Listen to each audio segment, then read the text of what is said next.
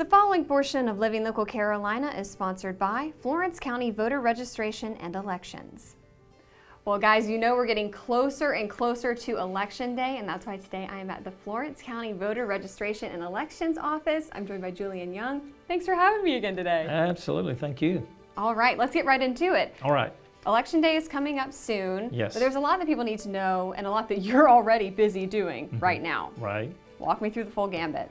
All right, so I want people to be prepared as much as we're going to be prepared to have them come and vote, but they need to look and see if their address is correct, if they may have moved a month ago and they just haven't thought about it, but we need to get that address changed. If by chance they forget to change their address and they still come up to vote with their photo ID, etc., and their card, that's not an issue. We can do a change of address real quickly. And once we identify that they are that person they say they are.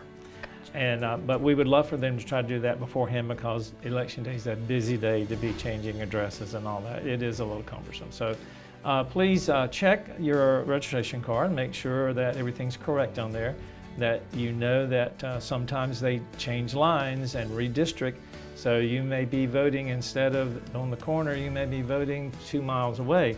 Just depends. So check that out. Make sure if you have any questions, we do have a new app that you can go on and ask questions. Where do I vote? And I will tell you what that's called. It's called Text My Gov. And Text My Gov is an app that they can opt in and they can go in once they get started, and then they opt into FLOCO, and all of this information is online. They can go in there and ask questions, and it will take them to the right answer, whether it's on my site or the SEC site, which is yes. So it really is full of information. If you don't want to pick up the phone, you can get a lot of information that way. Yes. Absolutely. But basically, get your registration in order and get ready to vote. Now, as we get you ready to vote, we're going to get ourselves ready to produce the whole gamut of voting.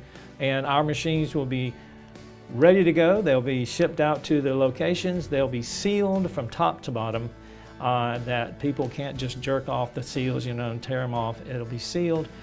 We will have trained all of our volunteers who have come in and said, I want to be a poll manager.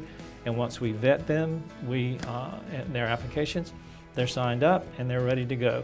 And then we take about 2 weeks for training all of our 450 people. And once that 2 weeks is finished out, we're ready for early voting, which comes in October. All so right. Yeah, we're really excited about that. So we'll be prepared for them. We just want them to get all of their information correct. And if they have any questions, now's a good time to call and let's correct and get all that straight. We want 17-year-olds to come in and register to vote. If their birthday is going to be 18 before 30 days of November 5th, which is October 4th or 5th or so, then they can vote for their first election. I know that happened to me when I was a teenager, so Really? I was all excited. I was 17 when I registered.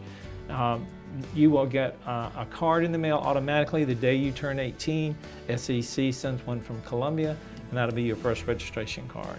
Now, we love 17-year-olds to register, but we also want them to work if they want to help us out in the polls, so we'll talk to them about that as well. Very quickly, walk me through absentee voting. This is something that a lot of people need to know about, right? Yes, the law allows allows people with certain obligations or problems to be able to call in and ask for a ballot to be mailed to them because they can't come in person. So again, if you want to go over that list again on the different qualifications, right. There's a lot of information on the web that you guys provide as well as SC Votes, right? We have all of the sites that the South Carolina Election Commission has on scvotes.gov. We have on our county website, which is Florence County .org, and they can go on there and look under voter registration. The following portion of Living Local Carolina is sponsored by Florence County Voter Registration and Elections.